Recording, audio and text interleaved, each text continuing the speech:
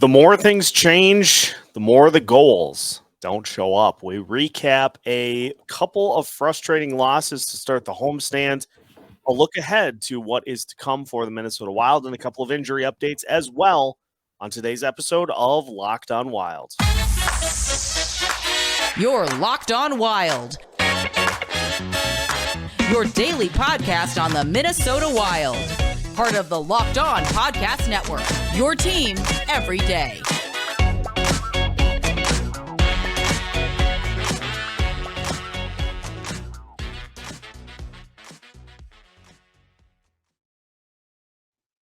What's happening, everybody? Welcome to another episode of Locked On Wild, your daily Minnesota Wild podcast. Part of the Locked On Sports Podcast Network, your team every day. Thanks, as always, for making Locked On Wild your first listen each and every day. Just a reminder, you can find Locked On Wild on all of your favorite podcast platforms, absolutely free of charge. On today's episode of Locked On Wild, Alex Micheletti joins us as we recap a couple of frustrating losses and a big win on the homestand so far for the Minnesota Wild. We'll also take a look at what is to come here this week. We'll give a couple of injury updates, try to figure out how the scoring is going to come for this Minnesota Wild team with not great results in 5-on-5 so far this season. My name is Seth Topal, your daily Minnesota Wild insider, and joining us on today's episode, a Micheletti Tuesday for you today. Alex Micheletti joining us. Alex, we've seen it all so far in this homestand. Bad loss, great win, close loss. But the more things change, the more they stay the same. The goals still just are few and far in between. Yeah, it's crazy. The power plays clicking, but it was. Tonight it was a different story, but 5-on-5 continues to be a mystery. The games have been, minus the scoring, have been actually really entertaining. I mean, last night's loss in the shootout, and then that New Jersey game. That seemed like playoff hockey. I mean, it was super intense. You saw last night too with Kaprizov getting really into it with a couple of guys. Ekblad and him were going at it. Tkachuk was getting into it with guys. I mean, it was fun. Hopefully they can get the 5-on-5 going here, but entertaining hockey nonetheless. Yeah, they have picked it up, and I think maybe starting to get the message that you got to pick it up. The season is starting to kind of slip away with Colorado chasing, with Calgary, with all those teams that unless you get into one of those top three spots in the division, then you leave it up to chance with a wild card spot, which is a dicey proposition for a 5-on-5 group that currently sits in the bottom 10 in the NHL. It's frustrating. Yeah. They're trying everything. They're switching up lines, scratching guys. So I mean, at least they're now, making changes to the lineup. Before it was just, are they ever going to do anything? Sam Steele gets scratched last night, and Reeves had his 800th game. We had Foligno leave the game. We'll see. Hopefully that's just a minor injury. So yeah, it's chaos with these lines.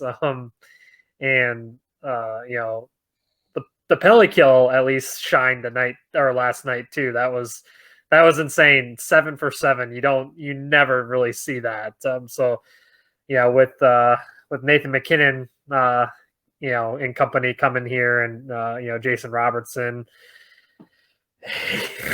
I don't think you want to be taking 7 penalties against those two teams, because those power plays are elite. Yeah, you're just asking for trouble. And so that gets back to trying to get 5-on-5 going. You mentioned the line combos, the new ones that we've seen. And honestly, there's one in particular that I have liked so far and we came up with the name. Wild Twitter came through in the clutch. We came up with the name for it. the Brandon Duhaime, Eriksson Ek, Matt Boldy line, which we are calling the DUEEB Line. I have really liked what I've seen from that grouping. The rest of the lines, I don't know. They were good against New Jersey. Mm-hmm. It's so hard to tell when you take 7 penalties because you don't see the combos on the ice. But I really like that trio as one that even if you do a little bit more tinkering with the others, I like that trio to stick going forward because it seems like they've had some really good chances, but more importantly, they're fighting enough on the edges to keep possessions alive and create more shots. Yeah, I mean, I've been so impressed with Brandon Duhaime too. He's really taken to heart the move up the lineup, and he seems to be having great chemistry with those two. And I think Ek is starting to feel more comfortable 5-on-5 too because he's just been dominating on the power play. And then with his grief line mates, it just was not going great offensively or defensively because he was having to cover for multiple guys. I mean, we saw it in that Vegas game where he hauled back and stopped Eichel, but then Dumba kind of gave up on his guy, and it was an easy goal. So I mean, he was trying to do too much 5-on-5 by himself a lot of the times, and I think this new line is a lot better for him, and he doesn't have to do as much. Problem, though, because with those lines being put together, now that top line is getting a little uneven. You had the goal by Kirill Kaprizov, but I've pulled up the numbers in the last month. So this is since January 14th. Mats Zuccarello has 2 goals in that span, which is 12 games. And if you even go further back to the start of the year, which is 17 games, Zuccarello has played in 15 games, 3 goals. And so it seems like he is starting to not contribute as much. Is there a concern, though, or is this just kind of the rest of the lineup has struggled and even the top line isn't immune to it like with the rest of the offense? Yeah, I mean, tonight we saw it, or last night we saw it. The turnovers are very concerning by Zuccarello. Even Kirill had some turnovers, kind of just careless with the puck. That's got to change, especially if you're relying on that top line to score. I mean, they can't be turning over the puck, like a fourth line. And I just don't think Zuccarello is shooting the puck enough. I mean, this guy, he's one of the most talented, skilled guys in the league. And he's just an amazing passer, but he needs to shoot the puck more. I mean, he can bury. I mean, we see it in the shootout goals, how talented he is with his hands. He's just got to deliver more because, teams are ultra focused on Kirill. They're starting to really be more physical with them too. And so he needs somebody on that line to help him shoot the puck. Yeah, I get a little tired of the no look behind the back stuff. And I know on the power play, that's the setup, is just the drop pass. Right. But there is just such a tendency, and I understand where Kirill's head is at when he does it, because when he's entering the zone, he's got like 4 or 5 guys around him. So he's trying to draw all that attention and trying to give like a 2-on-1 or something along those lines. But a lot of times those drop passes, those no-look passes are starting to just go right into traffic. Yeah, I mean, you just can't have that, especially when you're on the power play like that too. I mean, with how horrible 5-on-5 has been, the power play has been their money, where they're making their money, and we saw tonight where the penalty kill was amazing, but the power play was just non-existent. And you need that, especially as we're coming down the stretch here and the games get tighter.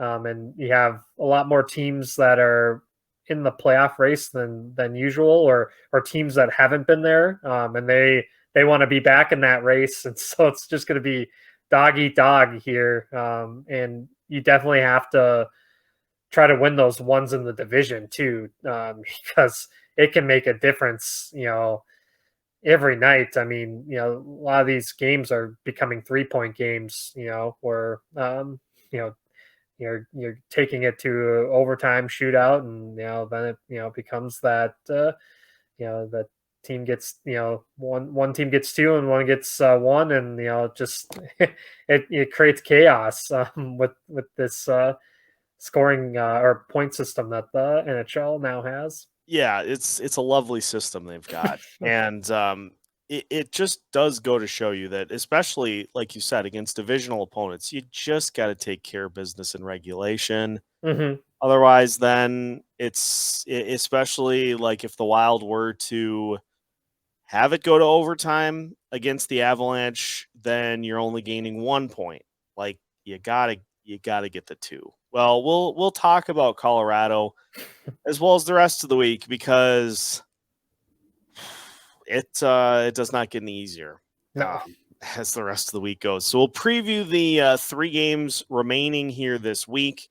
Plus, we will talk before the end of the show about some injury updates for not only a key piece on the NHL roster, but a key piece of the future as well. All of that coming up as we continue today's episode of Locked on Wild after this.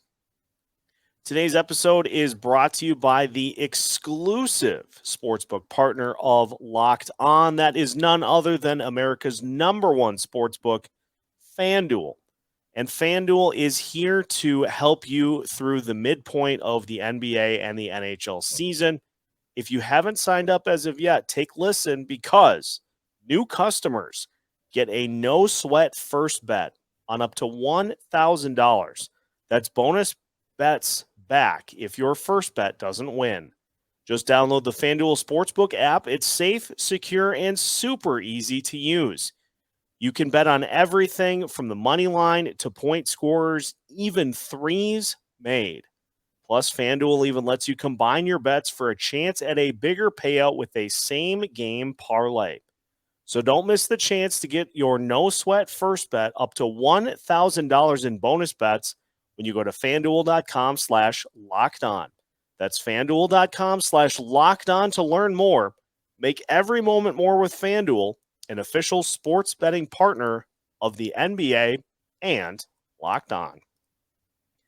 Continuing today's episode of Locked On Wild, once again, thank you for making Locked On Wild your first listen each and every day. For your second listen, gear up for the trade deadline by taking a listen to the Locked On NHL podcast, free and available wherever you listen to your podcasts.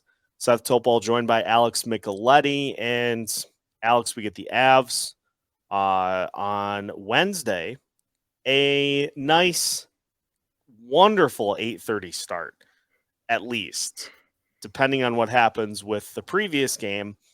So probably more like 8:45. And you couple that in with the fact that the Avs are coming to town, and you go from Vegas to the Devils to the Panthers to the Avs. It does not get any easier for a team that is struggling to score 5-on-5. Yeah, it's a gauntlet. I mean, all these teams have just high-powered offenses too, and so you're trying to go toe-to-toe with these teams. We saw with Vegas, they can take it to you, if you let them. If they smell blood in the water, they when they're firing on all cylinders, they are tough to beat. And then the rest, a couple games after that, you kind of limit some of these high-powered offenses. The defense has been a lot better. Maybe switching the lines has done something to it, and also, having Jonas Brodin back too. That has just been a difference maker. That guy is one of the most underrated defensemen in the league. Players. He just makes such a difference. guys seem a lot more relaxed out there, and he just he covers guys' mistakes for sure. Yeah, he one in particular, but yeah, Yes. he does a lot of that. And for this Avs team, couple of things to note. You probably heard this in the Locked on Wild postcast last night with Kevin Gorg. The Avs will be on the second night of a back-to-back, so that is, if my math is correct, of the games that the Wild have played so far this year, of the 53, I feel like 50 of them have been against teams on the second game of a back-to-back. That, of course, is not the real number, but it feels like this is every night that the Wild come in against a team that's on the second game of a back-to-back. And if you're going to have a team that you go up against that is in that situation, not a bad thing to have it be the Avs. And also, no Cale Makar. Yeah, that's a giant loss. I mean, it was a brutal hit by Jeff Carter the other night, and with head injuries, you just always want to be as safe as possible. And yeah, it's devastating for their power play. I mean, he's one of the leading ice time on ice guys in the league too. So yeah, try to take advantage on a Colorado team that continues to be beat up. They're missing their captain and Gabe Landeskog. We'll see if he comes back before the regular season ends, or if he's just gonna pull on Nikita Kucherov and lead the playoffs in scoring after missing the regular season. But when you're playing a team like that on the back end of a back-to-back, try to get on the power play early and get them frustrated, and just try to wear out their defensemen. And it'll be interesting to see who they go with goalie wise. I know they called up a goalie today too, or yesterday. So it'll be interesting to see if they play Georgiev against the Wild or not. Yeah, these national TV games are always interesting too, because you get to hear their commentary, and we saw some interesting things last year, and we'll see what they have for Wednesday. Hashtag depth. We sure did. Man, that was a storyline all season for the Wild, and one particular member of the TNT booth broadcast team that wasn't a fan, but it's in the past. Yes. And yeah, the Avs have some big question marks, especially in net. Do you go with Pavel Francouz in the first game and leave Georgiev to the Wild, or do you go the other way? We'll see. And so that's the tip of the iceberg, because then you've got Dallas again. And what do you say about Dallas at this point that hasn't already been said? It's the Stars, it's Jason Robertson, it's Jake Ottinger, it's every member of that top six that is just a nightmare to deal with. And we have seen full hands what happens when you're not on your A game against a team like that. They'll make you pay. Oh, 100%. One guy that's been really rejuvenated is Jamie Benn. He's playing with a teenager on his line, and Wyatt Johnson, who's an absolute stud. And that team just they don't let up. Their offense is relentless. They score in bunches. That's a team you have to stay out of the box. Just Jason Robertson and Hintz and Pavelski, they play on a line 5-on-5, and they're also on the same power play unit too. So they have the chemistry both ways. And, it's keeping Joe Pavelski young too. I mean, he's getting close to 40, and he's, keeping up with two young guns in the league. And Rupe Hintz, you won't find a better, centerman. He just dominates in the face-off too, which is another struggle for the Wild. So it's gonna be tough.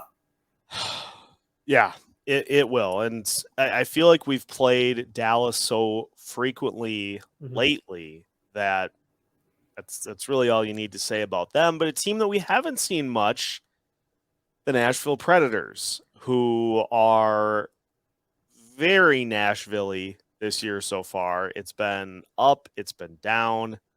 They are not really the team that they were last year, and they just are right in that same mix with the Wild, with the Blues, with every other team that is fighting for a playoff spot. But that hasn't stopped Nashville from having some good success against the Wild over the last few years. Even last year, when the Wild were at their best, Nashville didn't care. Yeah, they're a weird team to figure out. They rely so much on Saros in net to save the day. And, last year, I think they had a lot of guys that kind of had peak years or kind of rejuvenated their careers a little bit, but they haven't produced at the same numbers as they did last year. I mean, you look at a guy like Matt Duchene, who was just a rock star with Colorado, and then went to Nashville and didn't really have the same success. I mean, he had an amazing year last year, but he's not reaching those levels. And this Nashville team, I kind of call them the Nashville Wild. I mean, because they have our old buddy Mikael Granlund and Nino Niederreiter moved over there from Carolina. So it'll be interesting to see those two again. And Roman Josi, what more can you say about that guy, though? I mean, he loves playing against the Wild. He always produces against the Wild. So that's, a guy that they're going to have to shut down. It's just, it's kind of very similar to the Devils too. Roman Josi kind of runs the show there in Nashville. Same thing with New Jersey and Dougie Hamilton. And they did, for the most part, did a pretty good job on, limiting Dougie's chances. They're going to have to do the same with good old Roman Josi. So yeah, it's the same blueprint that we saw against the Devils, that we saw against the Sabres, albeit Nashville doesn't have the speed that those two teams have, and Nashville will be a little more okay with the physical play, but you have to slow teams down. Like, you're not going to win a foot race. You've got a few players that can play up to that speed, but you can't consistently bring it on a line-by-line basis. So you just have to be that bowling ball in a department store, just let loose in the aisles, and you just have to make a mess of it without getting put in the penalty box. Yeah, 100%. And it's a team that's chasing the Wild, and so it's in the division, it's a must win game in regulation. Don't let Nashville pick up cheap points.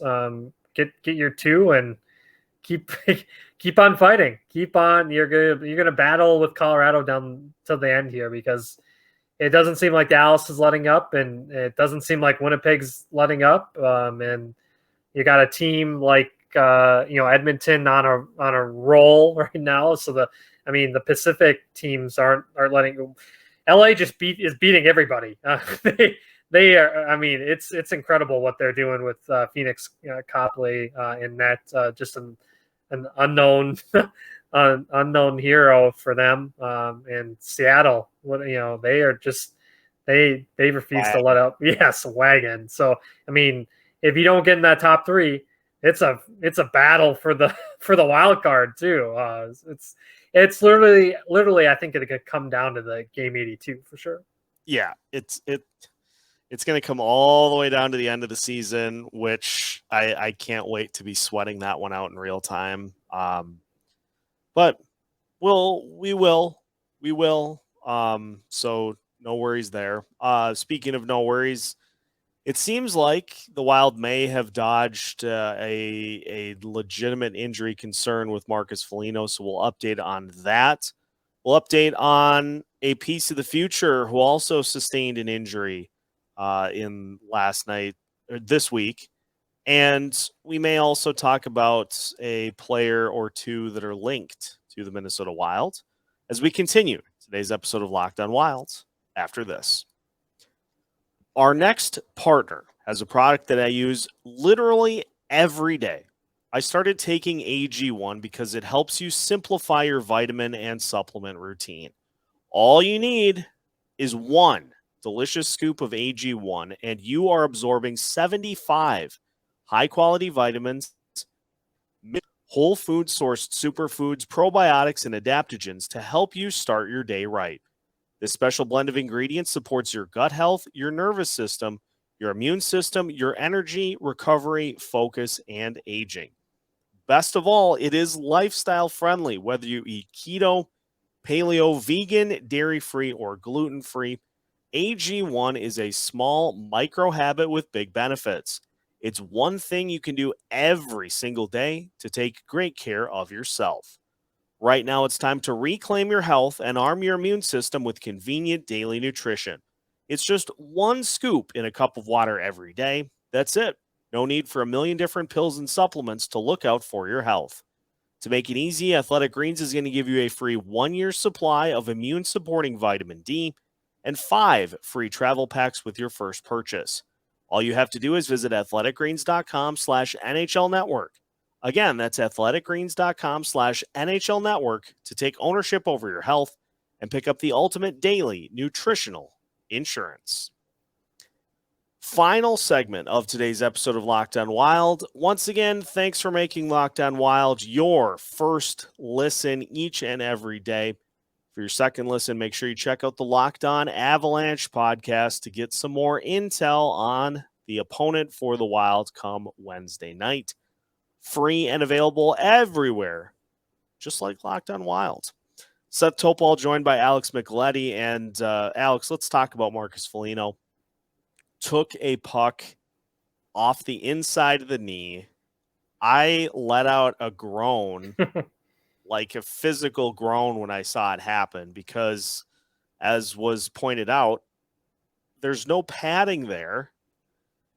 And so he took a blister. He took a clap bomb from the top of the zone, right off the side of the knee. Couldn't put any pressure on it. Couldn't put any weight on it on the way to the room. But as Dean Evison said after the game, looks like he should be okay.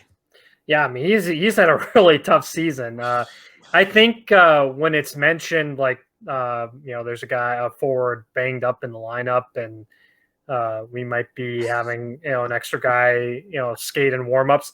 I think it's Marcus Foligno. I mean, he's been through a lot. With fights too, it seems like after fights he just gets completely banged up.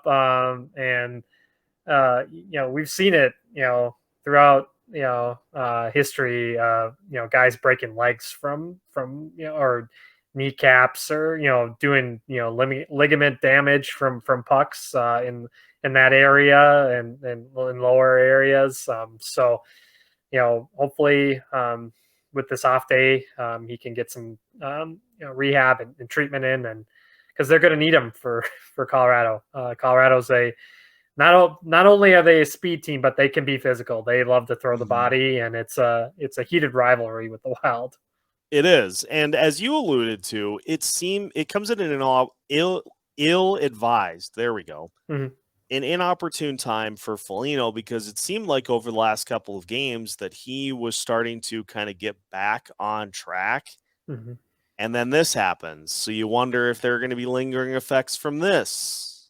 It's just, for as physical of a style as he plays, man, does he takes some things with him throughout the course of the season.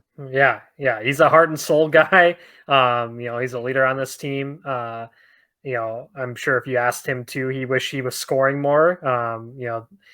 They need their depth guys, to kick in here, especially this late in the season.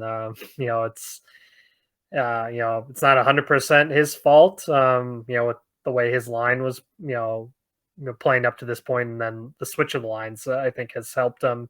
Yeah. He was close tonight on that 2-on-1 with Hartman.